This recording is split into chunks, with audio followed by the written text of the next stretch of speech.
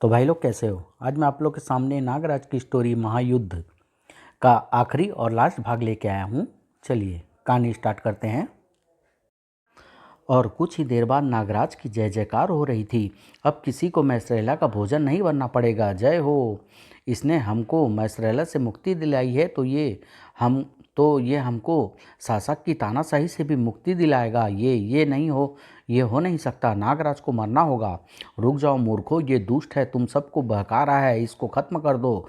दुष्ट तुम हो शासक, जिसने हमको इस अवतार के खिलाफ भड़काया है। अगर तुम इसे नष्ट नहीं करोगे तो यह कार्य मुझे ही करना पड़ेगा। मैं इसके साथ साथ तुम सबको खत्म कर दूंगा। ये तुम्हारी बगावत का दंड है। सुरक्षा संयंत्रों से न्यूट्रॉन बम युक्त मिसाइलें छूटकर पहले अंतरिक्ष की तरफ बढ़ी और फिर उनकी रुख धरती की तरफ मुड़ गया, बची खुची सभ्यता का विनाश कर देने के लिए। और नागराज न तो इस विनाश को रोक सकता था और न ही खुद को बचा सकता था। नागद्वीप में तेरा हथियार रुद्राक्ष भी तेरे हाथ से छूट गया वेदाचार्य। अब बता कि तू कैसे बचेगा। वेदाचार्य की अंधी आंखें बाहर की तरफ उबलती आ रही थी। कुछ ही पलों में वह शिकंजा वेदाचार्य की जान ले लेता अगर तभी वह आवाज़ न गूंज उठती। रुक जाइए महात्मा कालदूत, वेदाचार्य को छोड़ दीजिए। यह राजकुमारी विसर्पी का आदेश है। विसर्पी, तुमने राजदंड कैसे उठा लिया और मेरे ऊपर से नागपसा का प्रभाव भी समाप्त हो रहा है, लेकिन यह कैसे संभव हुआ है। इस तिलिस्म के कारण महात्मा, जिसमें मैंने शिशु को रखा हुआ है, तिलिस्म ने इस बालक के शरीर में मौजूद नागपाशा की कोशिकाओं को नष्ट कर दिया है। नागपाशा के अंश नष्ट होने से अब यह सिर्फ मणिराज का पुत्र है और अब विसर्पी कार्यकारी सामग्री है। हम तुम्हारे ऋणी हो गए वेदाचार्य, वरना न जाने कब तक हमको नागपाशा जैसे दुष्ट का आदेश मानने के लिए विवश होते रहना पड़ता। तुम्हारा यह शरण हम कैसे उतारेंगे। त्रिफना की काट बताकर महात्मन, वरना नागराज की जान नहीं बचेगी। नागराज की हमको भी चिंता है वेदाचार्य, लेकिन त्रिफना की काट हमारे पास नहीं है। हाँ, एक प्रयास अवश्य किया जा सकता है। वह क्या महात्मन? इसके बारे में तुमको महात्मा विषया बताएंगे। हम तीनों में से भविष्य के प्राणी वे ही हैं। भविष्य के प्राणी? मैं कुछ समझा नहीं। अभी समझाने का वक्त है भी नहीं वेदाचार्य। मैं होनी सर्पिणी का आवाहन कर सकता हूँ। सिर्फ वही है जो नागराज का मार्गदर्शन कर सकती है। होनी सर्पिणी कौन है महात्मन? वही सर्पिणी जिसके मस्तक पर वह भविष्य मणि स्थापित थी, जो अब त्रिफना में जुड़ी हुई है। महात्मा विषया का ध्यान योग जल्दी ही होनी सर्पिणी को खींच लाया। आपने इतने युगों पश्चात मुझे कैसे याद किया विषया? तुम्हारी मदद की जरूरत आन पड़ी है होनी। समय का संतुलन बिगड़ गया है। त्रिफना फिर से जाग उठा है। तुमको एक ऐसे मानव की जान बचानी है जो इस संतुलन को वापस स्थापित कर सकता है। आप नागराज की बात कर रहे हैं। मैं जानती हूँ कि वह भविष्य में मौत से जूझ रहा है, लेकिन मैं अपनी मणि दान कर चुकी हूँ। अब त्रिफना पर मेरा वश नहीं है।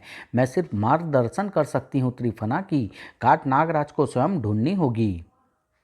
पता नहीं नागराज के पास जिंदगी बची थी या भी नहीं। भविष्य का संसार नष्ट होने की कगार पर था, लेकिन तभी घातक मिसाइलों के रास्ते में कुछ आ गया। ये तो किसी किस्म के द्वार लगते हैं। मिसाइलें इसमें घुस कर गायब हो रही है। अवतार नागराज भी अदृश्य हो रहे हैं। शायद अपना काम समाप्त करके वापस जाना चाहते हैं। यह क्या हो रहा है? मैं गायब कैसे हो रहा हूँ? मैं तो इच्छाधारी शक्ति का प्रयोग तक नहीं कर रहा। यह क्या गुरुदेव, नागराज कहाँ लुप्त हो गया और वे मिसाइलें कहाँ गई? कुछ आश्चर्यजनक हुआ है नागपाशा। नागराज और वे मिसाइलें समय धारा में कहीं विलीन हो गई है। कोई शक्ति नागराज की सहायता कर रही है। उसको ढूंढने की कोशिश करना व्यर्थ है। अभी समय धारा में ऐसे असंख्य संसार और है जहां पर हमको अपनी सत्ता कायम करनी है। उसके बाद हम शक्ति पाकर देवताओं की सत्ता पर कब्जा कर लेंगे। चलो, जैसा आप कहें गुरुदेव। नागराज चकित था। मैं कहाँ आ गया हूँ और मैं फिर से युवा कैसे हो गया? किसने किया है यह सब? मैंने नागराज। तुम कौन हो और मेरी सहायता क्यों कर रही हो? घबराओ मत नागराज, मुझे महात्मा कालदूत के एक रूप महात्मा विषया ने भेजा है। मैं होनी सर्पिणी हूँ। त्रिफना के मस्तक पर जड़ी भविष्यमणि मेरी ही है। मैं समय को कुछ हद तक नियंत्रित कर सकती हूँ। तुम्हारे ऊपर भविष्य के कारण छाई वृद्धावस्था को मैंने ही खत्म किया है और उन मिसाइलों को भी मैंने ही समय द्वार के जरिए ब्रह्मांड के एक ऐसे कोने में भेज दिया है जहाँ पर वे किसी को नुकसान नहीं पहुँचा सकती। लेकिन इतनी मेहनत का क्या फ़ायदा? नागपासा तो तीनों कालों का सम्राट बन ही गया है। देर सबेर वह मुझे खत्म कर ही देगा। तुम त्रिफना के जाल से निकल सकते हो नागराज। त्रिफना का वश समय पर चलता है। तुमको समय के पार जाना होगा। समय के पार जाना होगा? समय के पार कोई कैसे जा सकता है? मृत्यु लोक जाकर मरने के बाद समय का भेदभाव मिट जाता है नागराज। तुमको मृत्यु लोक जाना होगा सह शरीर, यानी इस शरीर के साथ। फिर जब तुम वापस आओगे तो समय तुम्हारा गुलाम होगा। लेकिन यह कार्य अत्यंत कठिन है, लगभग असंभव। मैं असंभव को संभव बना दूंगा होनी, लेकिन मृत्यु लोक तक मैं जाऊंगा कैसे? उस रास्ते पर चलकर जिस रास्ते से सावित्री गई थी, जिस रास्ते पर निचिकेता गया था, तुमको उसी रास्ते पर जाना होगा नागराज। मैं तुम्हारा मार्गदर्शन करूंगी। मुझे सिर्फ इतना पता है कि वह रास्ता कहाँ से आरंभ होता है। मैं तैयार हूँ। याद रखना नागराज, तुम्हारी असफलता का अर्थ होगा समय की मृत्यु, यानी ब्रह्मांड की मृत्यु और सृष्टि का अंत। मैं असफल नहीं होऊंगा होनी। चलो। कुछ ही पलों बाद नागराज आरंभ पर खड़ा था। यह रास्ता है। इस पर तो कदम रखते ही मेरी आत्मा मृत्युलोक पहुंच जाएगी। भूलोक से यही एकमात्र रास्ता मृत्युलोक को जाता है। इस रास्ते पर सावित्री और निचिकेता सिर्फ इसलिए जा पाए थे क्योंकि तब यमदेव स्वयं उनके साथ थे। अब इस पर आगे कैसे जाया जाएगा वह तुमको स्वयं सोचना है। शीतनाग कुमार, हाँ, शीतनाग कुमार इस आँख को अपनी शीत फुहार से ढक सकता है। शीतनाग कुमार, अपना चमत्कार दिखाओ। लेकिन ये अग्नि अद्भुत है। ये तो बर्फ को भी जलती हुई मेरे अंदर तक जा पहुंची है। नागपुल बनाने के लिए नाग रस्सी अटकाने का भी कोई स्थान नहीं है, लेकिन कोई तो रास्ता होगा, अवश्य होगा। ये गोल पत्थर, हाँ, यही रास्ता है। होनी, तैयार हो जाओ। हम मृत्युलोक के रास्ते पर पहला कदम रखने जा रहे हैं। नागराज, कमाल की शक्ति है तुम में। इन वजनी चट्टानों को तुमने फूलों की तरह उठा रखा है।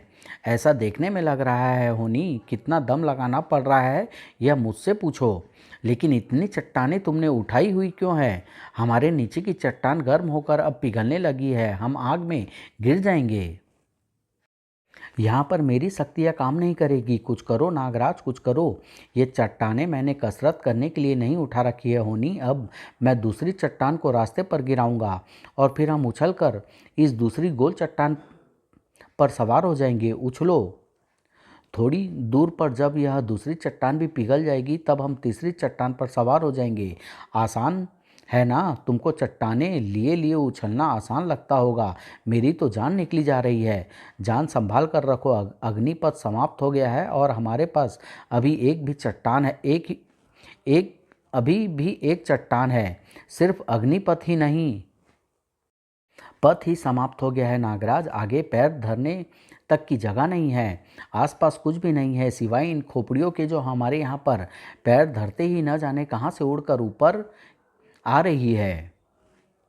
सिर्फ ऊपर नहीं आ रही होनी, धमाके के साथ फट भी रही है। यह चट्टान भी टूट रही है। अब हम क्या करें? अब तो वापस अग्निपथ पर भी नहीं जा सकते। चट्टानें तो खत्म हो गई है। पीछे तो कदम वैसे भी नहीं रखना है होनी। हम आगे बढ़ेंगे हवा में तैरती इन खोपड़ियों पर झूल झूल कर। अरे, मेरी सर पर रस्सी बाहर क्यों नहीं आ रही है? मृत्युलोक की सीमा के अंदर किसी की भी कोई भी शक्ति काम नहीं करती नागराज। फिर हम दूसरा रास्ता अपनाएंगे। मुझे कस कर पकड़ लो होनी। अब हम इन खोपड़ियों को रास्ता बनाएंगे। क्या कर रहे हो नागराज? इन चिकनी खोपड़ियों पर तो खड़े रहने की जगह ही नहीं है, और अगर ये फट पड़ी तो हमको यहाँ खड़े रहना भी नहीं है होनी, क्योंकि हमको धमाकों से मरना नहीं है। एक खोपड़ी से पैर छूटते ही हमको दूसरी खोपड़ी पर उछल जाना है।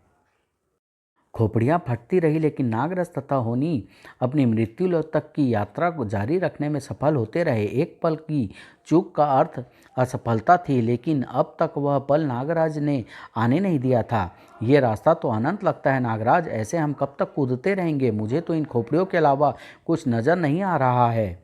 ये हम सही दिशा में बढ़ रहे हैं भी या नहीं होनी?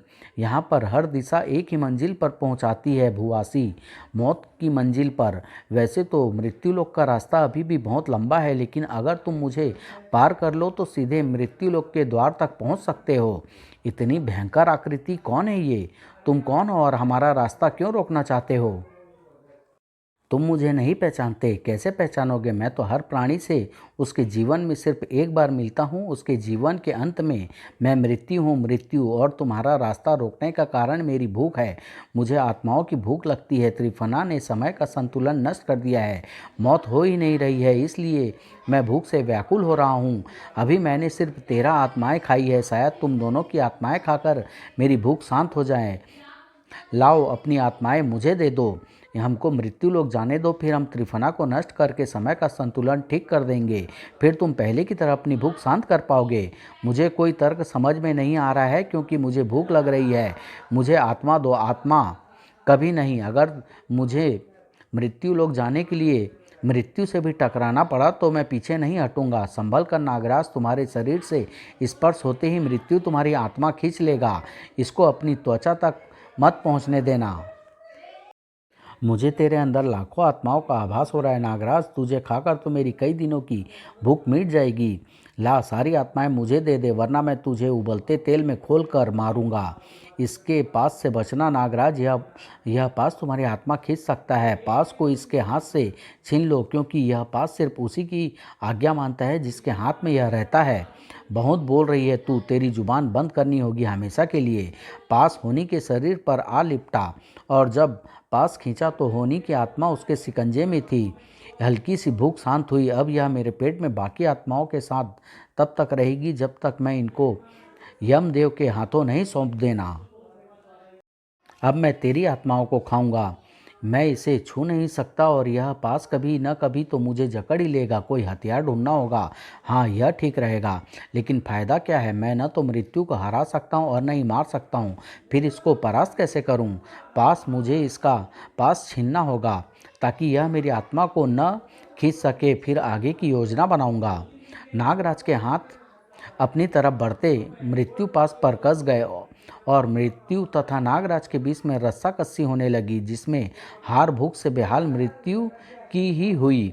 ले जा मृत्यु पास, मैं तुझे वैसे ही मार कर तेरी आत्माओं को खा जाऊंगा। मेरे अंदर तो आत्मा है ही नहीं जिसे तू पास में जकड़ सके। तू मृत्यु के सामने जितनी देर खड़ा रह गया है, उतनी देर आज तक कोई भूवासी खड़ा नहीं रह पाया। अब मैं तुझे और समय नहीं दूंगा। तुझे एक दर्दनाक मौत दूंगा, एक भयानक मौत। अब तू मृत्यु के अट्ठास से मरेगा, मृत्युनाथ से, जो तेरे शरीर के हर अंग को पीस डालेगा, मसल डालेगा, तोड़ डालेगा।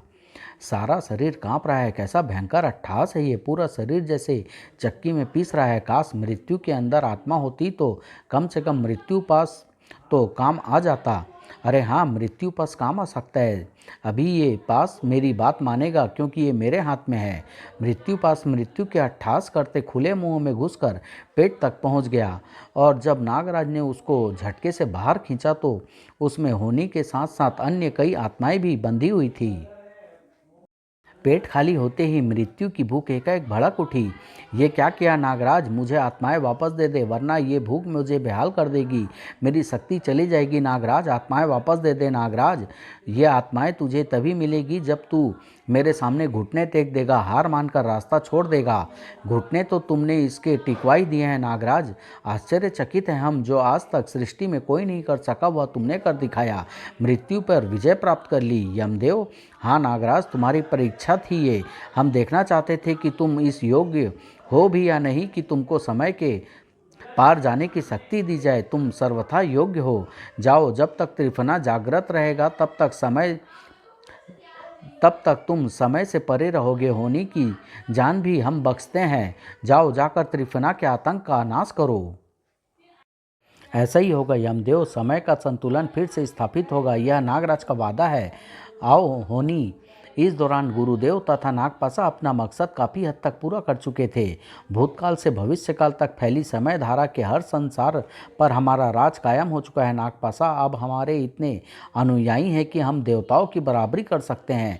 अब देवताओं को भी हमसे सौदा करना पड़ेगा, और इस सौदे के बदले में हम मांगेंगे इंद्र का सिंहासन, यानी स्वर्ग पर राज।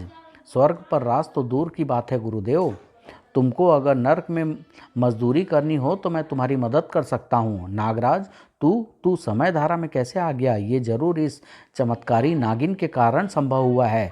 नागपाशा, इनको उस समय काल में भेज दो जब पृथ्वी लावे का एक गोला था। वहाँ जाते ही ये दोनों अपने आप खाक हो जाएंगे। त्रिफना की समय शक्ति हम पर अब बेअसर है। समय पर राज करने की इच्छा को त्याग दो और त्रिफना मुझे दे दो। नागपाशा, हमने कई संसार में घूम घूम कर विचित्र शक्तियाँ एकत्रित की है। नागराज, तू त्रिफना से नहीं तो उनसे मरेगा। नागपाशा, दिखा दो इनको अपनी कई घातक शक्तियाँ। गुरुदेव बहुत चालाक हैं, इसके रहते नागपाशा को हरा पाना असंभव है। दोनों को अलग अलग करना होगा। हाँ नागपाशा, सुनो अपने गुरु का आदेश और उस पर चुपचाप अमल करो, क्योंकि तीनों कालों का स्वामी होने के बावजूद तुम एक बालक से ज़्यादा कुछ नहीं हो। गुरुदेव की उंगली पकड़कर चलने वाला बालक नहीं, ऐसा नहीं है। मैं खुद भी तुमको मार सकता हूँ। खुद तो तुम चींटी भी नहीं मार सकते। चाचा, गुरुदेव को यहाँ से भेज दो, फिर मुझे हराओ तो जानू तुम्हारी शक्ति। गुरुदेव, आप वापस अपने समय काल के संसार में लौट जाइए। मैं नागराज की लाश लेकर पीछे पीछे आ रहा हूँ। नहीं नागपाशा, यह नागराज की चाल है। वह हमको अलग करना चाहता है। ऐसा मत करो नागपाशा, मत करो। होनी, तुम त्रिफना के मस्तक से भविष्यवाणी निकाल लो। यह ऐसा कर ही नहीं सकती। मणि को मेरे सिवाय कोई हाथ नहीं लगा सकता। यह लगा सकती है नागपाशा, क्योंकि यह इसी के मस्तक की मणि है। अच्छा हुआ कि तूने मुझे यह बात बता दी, वरना मैं अति आत्मविश्वास में मारा जाता। अब न ये मेरे पास पहुंच पाएगी और न ही तू नागराज। देख, नागपाशा की नई शक्तियाँ में से एक शक्ति, कड़कड़ी शक्ति। नुकीली जंजीरें नागराज एवं होनी के शरीरों में आ धंसी और उनके जरिए बिजली के तेज झटके दोनों के शरीर को कँपाने लगे। यह कैसा अद्भुत हथियार है! इसके झटके मुझे अपना ध्यान केंद्रित करने ही नहीं दे रहे हैं, वरना मैं इच्छाधारी कणों में बदलकर बच सकता था। मेरी शक्तियाँ को भी त्रिफना नष्ट कर रहा है। अब तुम दोनों मरोगे नागराज। कड़कड़ी से बचने का कोई तरीका नहीं है। हम बचेंगे नागपाशा, जरूर बचेंगे। नागफनी सर्प हमें बचाएंगे। नागफनी सर्प अमर नागपाशा का क्या बिगाड़ लेंगे? मैंने तो अमृत पिया हुआ है। अमृत अमृत रावण ने भी पिया था, लेकिन वह उसके शरीर में घुल नहीं गया था, बल्कि उसकी नाभि में केंद्रित हो गया था। तेरे शरीर में भी अमृत कहीं न कहीं पर जरूर केंद्रित होगा और मेरे नागफनी सर्प उस स्थान को जल्दी ही ढूंढकर अमृत चाट जाएंगे। ऐसा तो नगीना भी कह रही थी। गुरुदेव, ओह गुरुदेव को तो मैंने खुद ही भेज दिया है। वैसे भी मुझे गुरुदेव की मदद लेकर अपनी नाक नहीं कटानी चाहिए। कुछ उपाय सोचना होगा। लेकिन उपाय क्या हो सकता है? भागूं? हाँ, भागना सबसे अच्छा उपाय है। नागराज समय धारा में मेरे पीछे नहीं आ पाएगा। मैं अभी वापस आकर तुझे खत्म करता हूँ। नागराज, नागपाशा तो डर कर भाग रहा है। क्या तुम सचमुच इसका अमृत नष्ट कर सकते हो नागराज? मुझे पता नहीं होनी, लेकिन यह मेरे बहकावे में आ गया है और इसको सलाह देने वाले गुरुदेव को मैंने पहले ही इससे अलग कर दिया है। अब इसको संभलने का मौका नहीं मिलना चाहिए। हम समय धारा में इसका पीछा करेंगे। अरे, तू तो समय धारा में भी चल सकता है भतीजे, यानी तू मेरा पीछा नहीं छोड़ेगा? नहीं चाचा, हाँ त्रिफना दे दो तो पीछा छोड़ दूंगा। भतीजे नागराज, तू त्रिफना लेकर क्या करेगा? त्रिफना तेरे किस काम का? उस पर तो मणियाँ मैंने स्थापित की है। त्रिफना तो मेरे वश में है। त्रिफना मेरे वश में है। अरे हाँ, त्रिफना तो मेरे वश में है। ले नागराज, ले ले त्रिफना ले। यह क्या चक्कर है? नागपाशा इतनी आसानी से कैसे मान गया? क्या योजना है इसके दिमाग में? खैर जो भी हो, फिलहाल तो त्रिफना मेरे हाथ में है और मुझे यह मौका नहीं गंवाना है। होनी, जल्दी करो, भविष्यमणि त्रिफना के मस्तक से निकाल लो। नागराज, त्रिफना मैंने तुमको बांटने फिरने के लिए नहीं दिया है। होनी का त्रिफना से क्या मतलब? इसको तो मैं त्रिफना छूने भी नहीं दूंगा। त्रिफना तेरे पास ही रहेगा तेरे मरते दम तक। त्रिफना की काल शक्तियाँ तुझ पर बेअसर है नागराज, लेकिन त्रिफना नहीं। अब इसके चुंगल से तुझे मौत ही बाहर निकाल सकती है। त्रिफना की मूर्ति पर मेरी सर्प शक्ति असर नहीं डाल सकती, सिर्फ इच्छाधारी शक्ति का सहारा है। लेकिन ओह अद्भुत है ये त्रिफना सर्प। मेरी इच्छाधारी रूप को भी ये पीस रहा है। मेरे कण इसके पार नहीं जा पा रहे हैं। होनी, कुछ करो, आज़ाद होने की चेष्टा करो। सिर्फ तुम ही त्रिफना को बेअसर कर सकती हो। मैं क्या करूं नागराज? त्रिफना की काल शक्ति मेरी समय शक्ति को काट रही है। मैं लाख कोशिश के बावजूद आज़ाद नहीं हो पा रही हूँ। त्रिफना ने दोहरा हमला शुरू कर दिया था। अब ये मेरे सिर पर अपने फनों से वार कर रहा है। 100 हथौड़ों के बराबर की शक्ति है इसके वारों में। हड्डियां कड़कती जा रही है और सिर की चोटों से दिमाग अंधेरे में डूबता जा रहा है। गुरुदेव, मैं आपके सलाह के बगैर ही जीत रहा हूँ। शाबाश नागपाशा। त्रिफना मुझे तड़पा तड़पा कर मारना चाहता है। मुझ पर अपने फनों से एक एक करके वार कर रहा है। एक साथ वार करके मेरा सिर क्यों नहीं फाड़ देता? कुछ समझ में आ तो रहा है, शायद मैं खुद त्रिफना को खत्म कर सकता हूँ। इसके लिए मुझे इसके 2 फनों को पकड़ना होगा। वे फन जिन पर भविष्यमणि और भूतकाल मणि स्थापित है, और अपनी सारी शक्ति का प्रयोग करके इन मणियों का एक दूसरे से स्पर्श करा देना होगा। और जैसे ही ये 2 विपरीत काल आपस में मिलेंगे, इनमें से वैसा ही शॉर्ट सर्किट होना चाहिए जैसा बिजली की 2 विपरीत धाराओं से मिलने से होता है। फ्यूज उड़ जाता है। लो, त्रिफना का भी फ्यूज उड़ गया। तेज चमक में थोड़ी देर तक कुछ भी नजर नहीं आया, और जब चमक खत्म हुई तो नागराज, तुम कहाँ से आ गए? और तुम्हारे साथ त्रिफना की मूर्ति भी है, लेकिन इसकी मणियाँ इसके मस्तक पर नहीं है। ये कैसे संभव हुआ? मैं अपने समय काल में वापस आ गया। इसका अर्थ है कि समय का संतुलन फिर से स्थापित हो गया है और त्रिफना के मस्तक की मणियाँ नष्ट हो गई है। सब कुछ वैसा ही हो गया जैसा त्रिफना के जागृत होने से पहले था। लेकिन यह सब हुआ कैसे नागराज? बताता हूँ, जरा दम तो लेने दो। और एक अनजान स्थान पर मणियाँ नष्ट नहीं हुई है, वे मेरे पास है। कालदूत नागराज के कारण एक बार फिर मुझसे जीत गया है। यानी अगर तू मुझे जीतना है तो पहले नागराज को मरना होगा। यह रहस्यमय प्राणी कौन है?